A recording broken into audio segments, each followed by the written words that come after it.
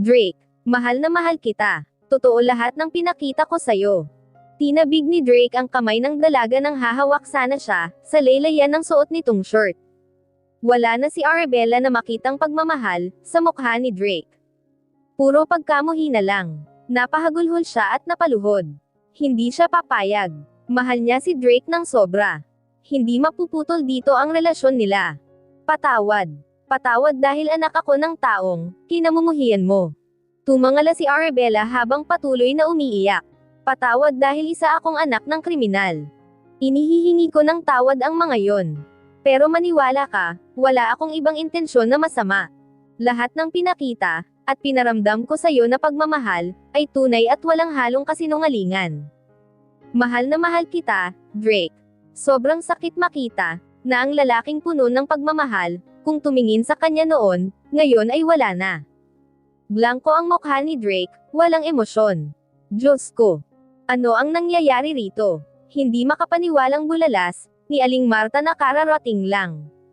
From now on, ayaw na kitang makita sa pamamahay ko. Hindi na kita gustong makita pa, Arabella. Buburahin kita sa buhay ko, na parang hindi kita nakilala. Walang kasing lamig na turan ni Drake. Umiling si Arabella. Ayoko. Yamakap siya sa binti ni Drake. Dinukot ng binata ang cellphone sa bulsa. Guard, ilabas niyo ang anak ng kriminal, palabas ng mansion ko. Sir, maawa naman po kayo kay Arabella. Natahimik ang matanda, nang tingnan ito ng malamig ni Drake. Bitiwan niyo ako, Drake, Drake. Umiiyak na nagpumigla si Arabella, nang hawakan siya ng mga gwardya, at pilit na inilabas ng mansion. Umiiyak naman na sumunod si Aling Marta sa kanila. Bakas ang pagkaawa sa mukha nito.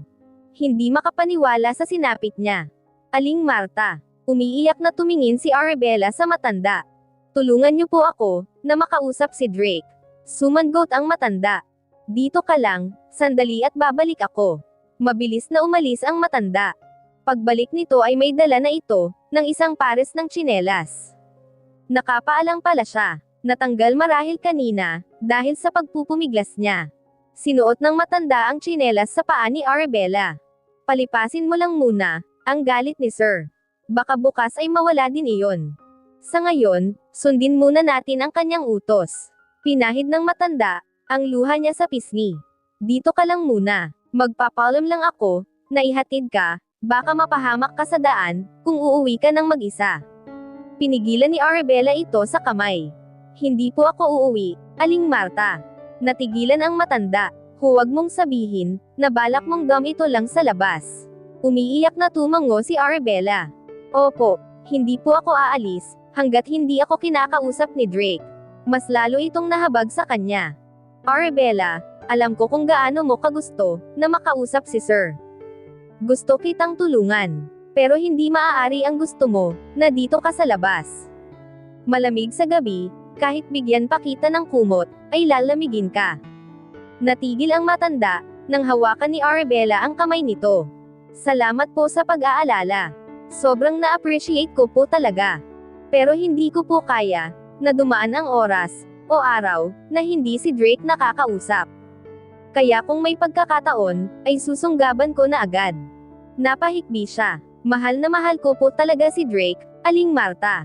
Mababaliw po ako, kapag hindi na ayos itong relasyon namin. Napaiyak na din ang matanda. Sa iilang buwan niya sa mansion, ay minahal na niya si Arabella, na parang isang tunay na apo. Mabuti itong tao, at iyon ang nasisiguro niya. Nakita rin ng matanda, kung gaano kamahal ni Arabella, ang amo niya. Ikaw ang bahala, kung iyan ang gusto mo, ihaan ni Aling Marta. Agad si Arabella na napatayo, nang makita ang paglabas ng sasakyan ni Drake. Katulad ng nakaraan, ay hindi iyon huminto. Ilang araw na nga ba siyang narito sa labas? 3, 4, o 5. Hindi pa siya nakakaligo. Nanlilimahid na siya sa pawis. Tinatanggihan niya ang alok ni Aling Marta, na pumasok para maligo. Alam niya na kapag nalaman iyon ni Drake, ay tatanggalin nito ang matanda sa trabaho. Hindi niya gusto na madamay ito. Hindi naman siya nagugutom, dahil binibigyan siya ng pagkain ni Aling Marta, at ni Miss Flor. Lumipas pa ang 2 araw. Napapitlag si Arabella sa pagkakaupo, nang makarinig ng malakas na busina. Agad na tumayo siya, kahit ramdam niya ang pangangalay ng katawan. 9:00 na ng gabi, at nakatulog pala siya. Nanubig ang mata niya, nang bumaba si Drake ng kotse. Katulad ng dati ay nakaka-intimidate ang dating nito. Napakagwapo pa rin. Hindi ba't sinabi ko nang, hindi ko na gustong makita pa ang pagmumukha mo? Nangangalit ang ngipin na tanong nito. Nagyuko siya ng ulo. Ano ba ang inaasahan niyang isasalubong ni Drake? Yakap. Halik. Drake, wag naman natin tapusin ang relasyon natin ng ganito. Pilit na pinatatag ni Arabella ang boses, pero hindi niya magawa. Pag-angat niya ng tingin, ay nakita niya ang malamig na ekspresyon ng mukha ni Drake. Hindi man lang ba siya nito na-miss? Kasi siya ay hinahanap-hanap niya ito.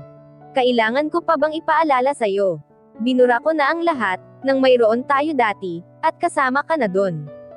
Namulsa si Drake, at may pang-uuyam na tumingin sa kanya. Hindi mo ba natanggap, na natapos tayo dito, nang wala kang nakuhang malaking pera sa akin? Hindi yan totoo. Lumuluha na naman si Arabella. Go back your house. Malamig dito sa labas. Ani Drake. Nabuhayan si Arabella ng loob sa narinig. Nag-aalala ka. Sabi na, mahal pa rin siya ng binata. Naputol ang saya na naramdaman ni Arabella, nang puno ng pang-iinsulto na tumingin ito sa kanya.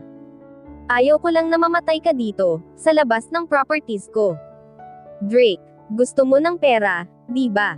Naglabas ng tseke si Drake, maya-maya pa ay inihagis nito iyon sa mukha niya. Tell me, kung kulang pa iyan. I'm willing to give you more. Umiiyak na sinundan ni Arabella ng tingin, ang binata hanggang sa makasakay ito sa kotse. Darating pa ba na mapapalambot niya, ang puso ni Drake? Bakit may palagay siya na mahihirapan siyang gawin iyon? Sunod-sunod na tumulo na naman ang luha niya. Hindi mahalaga kung mahirapan man siya. Ang mahalaga, ay mapalambot niya ang puso ng binata. Gutom na gutom si Arabella, kaya agad niyang nilantakan, ang binigay ni Miss Flor na sandwich. Katulad ni Miss Flor, ay nakatingin din sa kanya si Aling Martha, nang may awa sa mata. Pumasok ka muna at maligo, Arabella.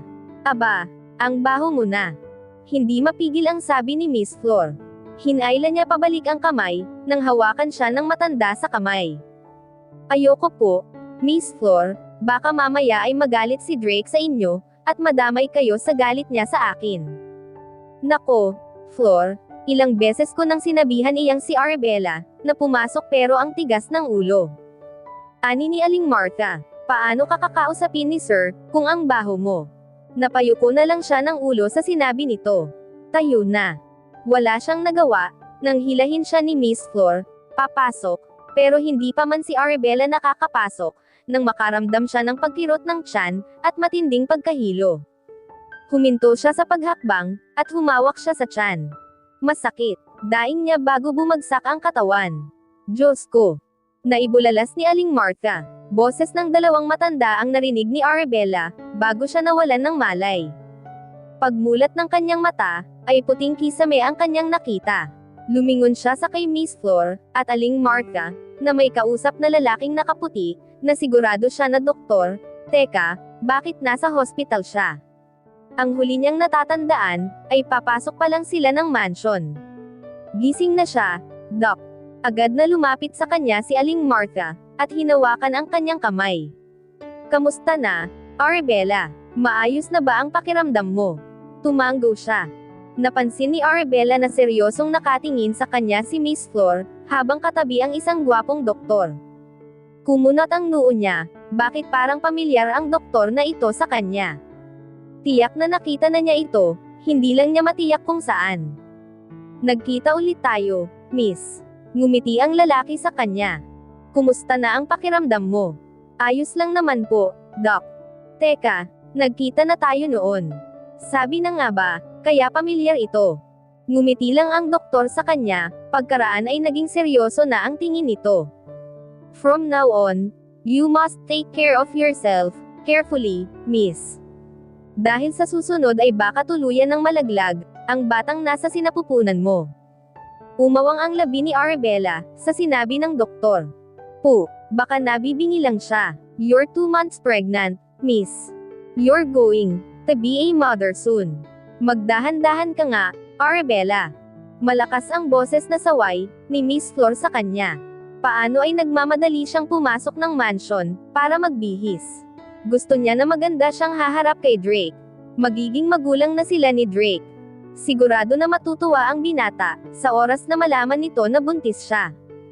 Alam niya na matutunaw ang galit nito para sa kanya, at mapapatawad siya nito dahil sa batang dinadala niya. Simula nang manggaling tayo ng hospital, ay hindi na nawala ang ngiti sa labi ng batang iyan. Napapailing na wika ni Aling Martha. Miss Flor, bakit hindi pa po umuuwi si Drake? Hindi rin siya nagpunta ng hospital. Hindi po ba niya alam na nasa hospital ako ng 2 araw? Kilala niya si Drake, uuwi iyon, at tiyak na pupuntahan siya dahil sa pag-aalala sa kanya.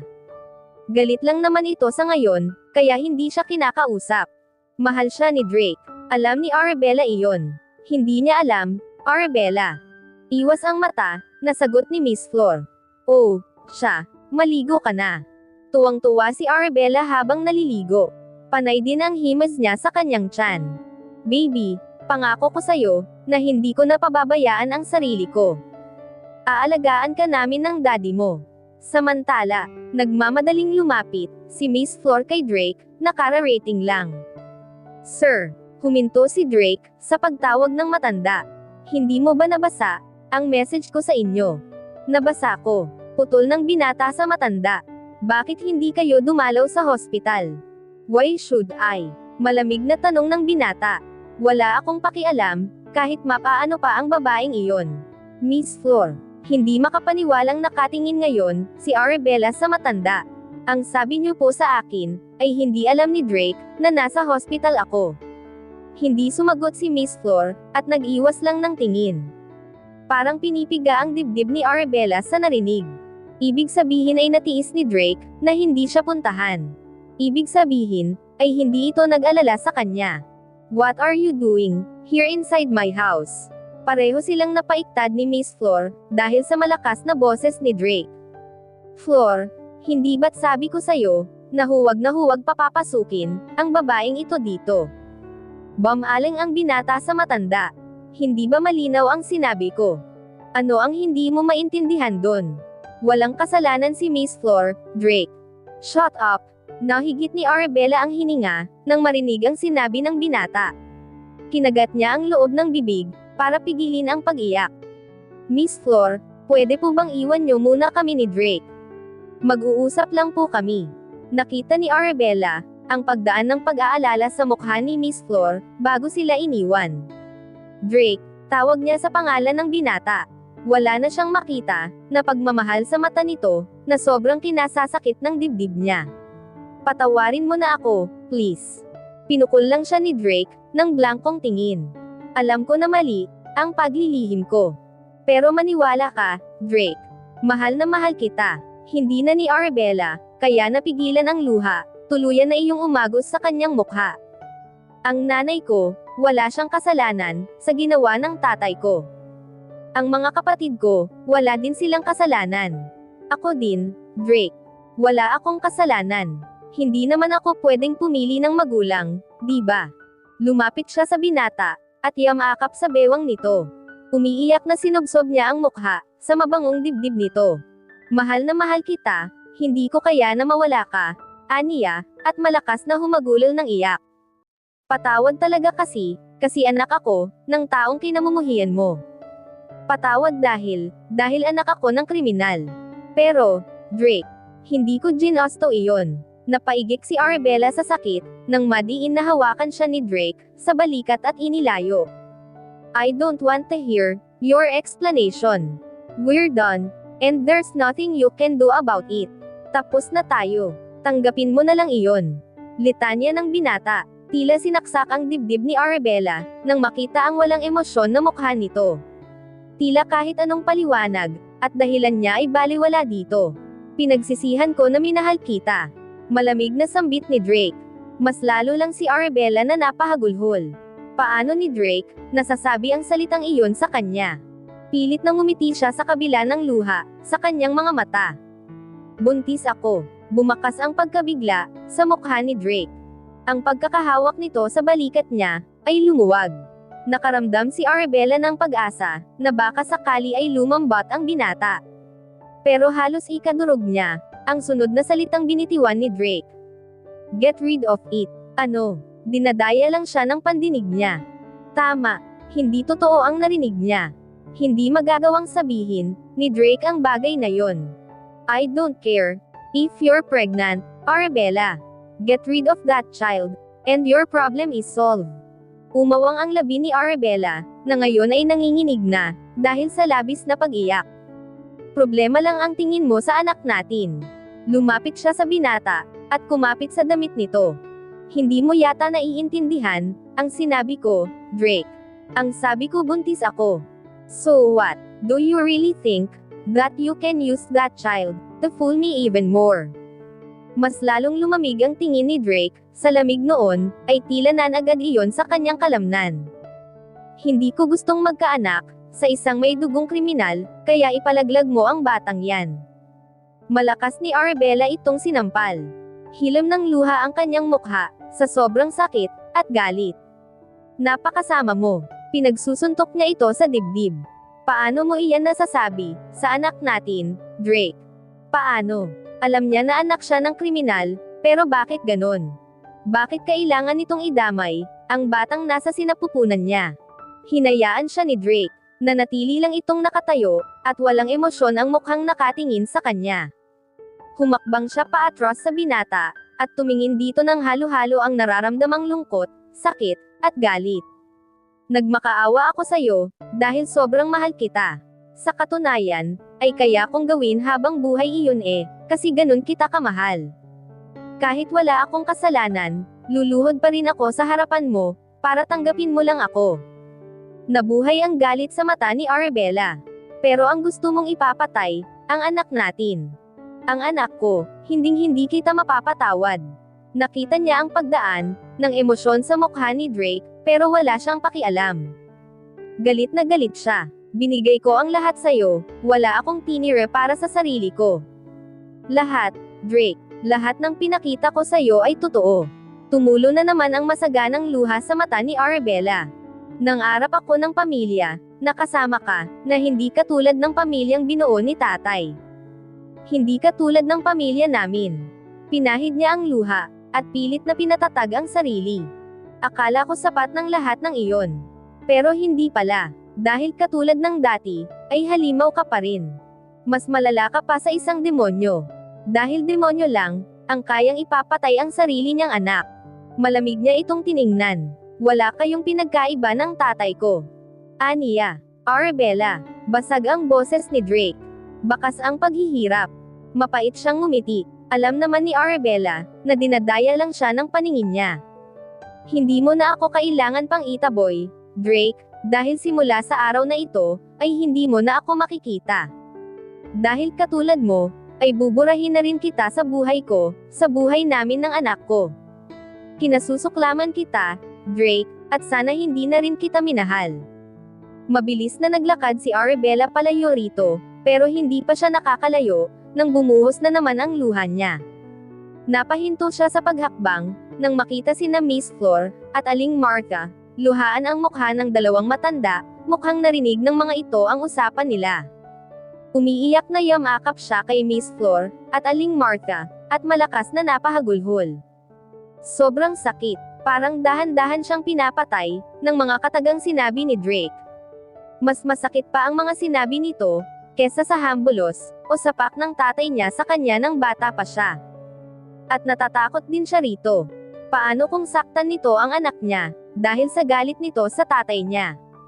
Ang sakit po sobra, ang sakit-sakit po talaga. Aniya habang humahagulhol ng malakas. Hindi ni Arabella alam, kung paano siya nakalabas ng mansion. Basta ang alam niya, ay wala siya sa sarili, habang kasama si Aling Martha, na ngayon ay dala ang mga gamit nila. Ipalaglag mo ang batang iyan. Paulit-ulit niyang naririnig ang boses ni Drake. Nabibingi siya. Arabella, naramdaman niya ang paghawak ni Aling Martha sa balikat niya, subalit hindi niya iyon pinansin. Diyos ko, Arabella, patuloy siya sa paglakad. Punong-puno ng awa ang puso niya, para sa anak niya, na walang amang nagmamahal. Arabella. Inalog-alog ni Aling Martha ang balikat ni Arabella, na wala sa sariling naglalakad. Punong-puno ng luha ang mukha ng dalaga, at bawat hakbang nito, ay nag-iiwan ito ng dugo sa daan, dahil sa dugong umaagos sa binti nito. Tulong. Niyakap ng matanda si Arabella, nang mawalan ito ng malay. Sir. Nakatayo ng tuwid si Miss Flor, sa harapan ni Drake, bakas pa rin sa mukha ng matanda ang luha. Alam ko na wala akong karapatan, na manghimasok sa relasyon niyo ni Arabella. Pero wala siyang kasalanan, sa kasalanan ng ama niya. Mabuting bata si Arabella, at ng mga kapatid niya. Are you telling me now, na matagal mo nang alam, kung sino si Arabella? Bumagsik ang mata ng binata. Nagyuko lang ng ulo ang matanda, at bahagyang tumanggo. Matanda na ako, dito ako tumanda sa mansyon na ito. Gusto kong malaman, kung sino, at anong klase ng pamilya ba ang gumawa nun, sa pamilya mo na hindi ko na itinuring na ibang tao. Malapit si Miss Flor, sa pamilyang Monteverde, at malaki ang utang na loob ni Drake rito. Nagangat ng mukha ang matanda. Pero sobrang layo ng mag-iinang iyon sa pumatay sa pamilya mo, sir. Mabuting tao sila, at nakaranas din ng kalupitan, sa lalaking iyon, lahat ng tao sa kanilang lugar, ay alam ang bagay na iyon. Nagsimulang umiyak ang matandang si Miss Flor, naalala niya ang kwento, ng isang kapitbahay nila Arabella, na si Aling Nena, na binibilinan niya, na pautangin ang mag-iina. Sir, si Arabella, ilang beses na siyang pinagtangkaan, na ibenta ng kanyang ama sa mga club. Nakaranas sila ng pagmamaltrato, ng walang hiya niyang ama. Natilihan ang binata, sa sinabi ni Miss Flor. Hindi sinungaling na bata si Arabella. Marahil ay natakot lamang siya, na mapaalis mo. Nagawa niyang tiisin, ang mga pagmamalupit mo, dahil kahit hindi siya ang gumawa ng kasalanan ng kanyang ama, ay gusto niyang makabawi sa'yo. Tumalikod si Drake, kay Miss Flor. Makakaalis ka na. Mahina ang boses na taboy ni Drake sa matanda. Lumuluha na umalis ang matanda. Awang-awa siya kay Arabella. Hindi nito dapat sinasalo, ang kasalanan na hindi naman nito ginawa. Kung alam lang niya, na ganito ang mangyayari sa dalaga, ay hindi na lang sana niya ito tinanggap sa mansyon. Di sana, ay hindi ito nasasaktan ngayon, ate. Ate. Ate. Mahigpit na yamakap sa leeg ni Arabella, si Amon nang dumating ito, kasama ang nanay niya. Ate, kilati-kilati ako. Nakabungis-ngis si Amon, kaya naglalabasan ang bulok nitong mga ngipin, dahil sa palaging pagkain ng chocolate. 4 na taon na si Amon, at hanggang ngayon ay bulol pa rin ito. Bakit ngayon lang kayo, Nay? Tanong niya sa nanay niya, matapos paghahalikan si Amon, sa buong mukha, at leeg. Hinintay namin si Arjo, sa labas ng cake shop, dahil bumili siya ng cake para kay Amy. Yang si Amon, bigla na lang nawala. Hinanap pa namin yan ni Arjo. Ang kulit-kulit naman kasi ng batang yan. Palagi na lang akong hinihingal, kakahabol dyan. Palatak ng kanyang ina, na tinuwanan lang ni Arabella. Ayaw mo nun, Nay.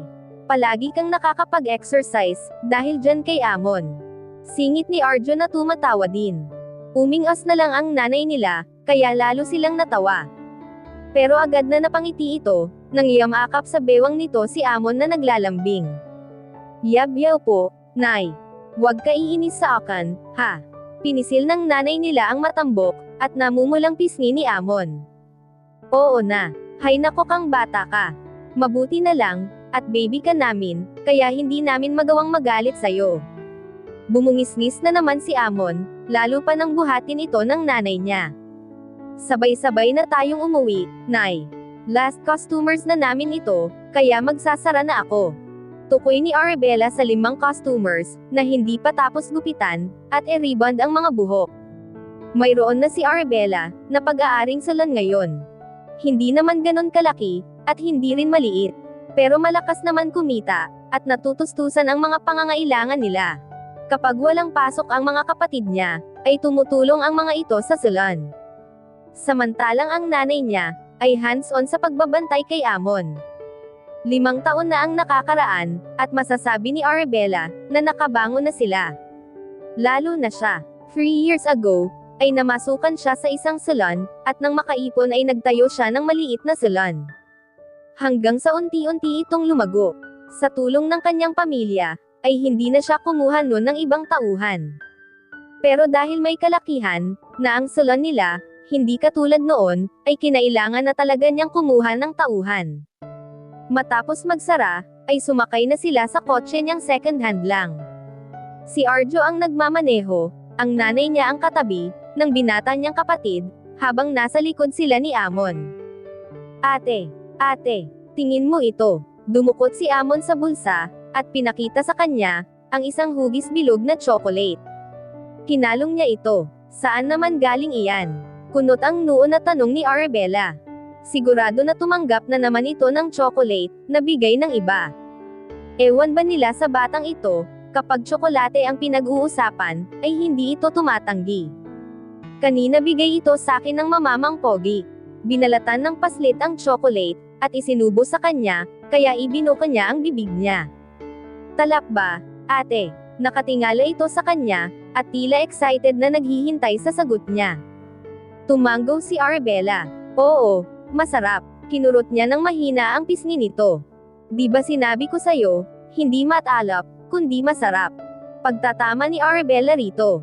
4 na taon na ito, pero hanggang ngayon ay nabubulol pa rin ta. Hindi na sumagot si Amon. Nang tumingin siya rito, ay nakasandal na ito sa dibdib niya. Nakatulog na pala ito. Mahigpit niyang niyakap si Amon. Arabella, bukas na ang dating ni Martha. Sasama ka ba sa pagsundo sa kanya sa terminal? Tanong ng nanay niya. Tumango siya. Opo, sasama ako. 5 years ago, ay naging malapit din sa pamilya niya si Aling Martha. Nang makapagtayo siya ng salon, ay isa si Aling Martha, sa mga unang tauhan na kinuha niya, bukod sa mga kapatid niya. Noong una ay hindi kalakihan ang sahod nito sa kanya, dahil hindi pa ganoon kalakas ang kita, pero nang lumago ang salon, ay tinaasan na rin niya ang sahod nito. Umuuwi lang si Aling Martha sa probinsya, 1 beses sa 1 taon, para dalawin ang pamilya nito. At bukas nga ay uuwi na ito, at sasanduan ni Arjo sa terminal. Hindi na rin kasi iba ito sa pamilya nila. Hindi nagtagal ay nakarating agad sila sa bahay. Malapit lang naman ang bahay nila sa salon. Sa katunayan ay naglalakad lang naman sila pauwi. Binili lang niya ang kotse, para may magamit si Arjo sa pagpasok, dahil masyadong malayo ang university nito sa kanila. Ginagamit din ang kotse, para may hatid sundo ang mga kapatid niya sa school, na may kalayuan sa lugar nila. Pagkahatid sa kanila ni Arjo, ay agad na umalis ito, dahil sisanduan pa nito si Andy. Graduating na si Arjo this year. Sina Andy, at Alex naman ay nasa college rin. Si Amy naman, ay nasa senior high na. Medyo malaki na rin naman ang pinagbago ng buhay nila. Ang bahay nila noon, na halos tagpi-tagpi lang, ay nakasemento na. Nakatiles na din ang sahig nila. May kama na rin, kumbaga halos kumpleto na rin sila ng kagamitan. Nagagawa na rin nilang kumain, ng kahit anong pagkain, na naisin nila dahil sa pagsusumikap, at pagtutulungan nila. Pagkatapos ay lapag sa kama si Amon, ay lumabas si Arabella ng kwarto, at nagpunta sa kusina. Naabutan niya ang nanay niya, na tila malalim ang iniisip. Anak, galing dito kanina si Nena. Usap-usapan na may nakabili na ng lupa ni Lucia. Muntik na ni Arabella na may buga, ang tubig na iniinom. Hindi makapaniwalang react niya. Pero akala ko ba, ay sa akin niya ibebenta ang lupa niya. Nanghihina na napaupo siya sa harap nito. Nag-iipon pa kasi siya, kaya hindi niya agad nabili ang lupa ni Aling Lucia.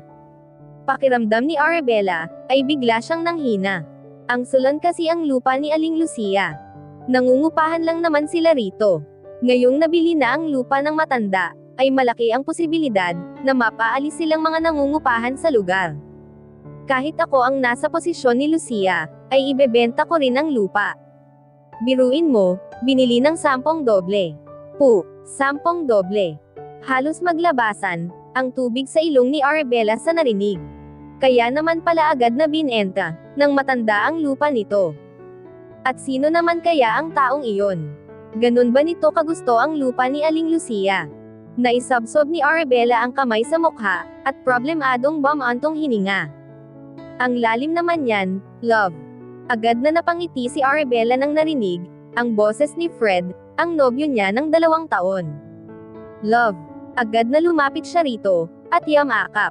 Hindi niya namalayan na narito na pala ito, kasama si Alex. Teka, bakit magkasama kayo? Sinundo ka ni Arjo, Turo ni Arabella kay Alex. Nandyan siya sa labas, ate. Bumalik din naman agad siya, dahil nasabi ko naman sa kanya, na sinabay na ako ni Kuya Fred, tugon ni Alex.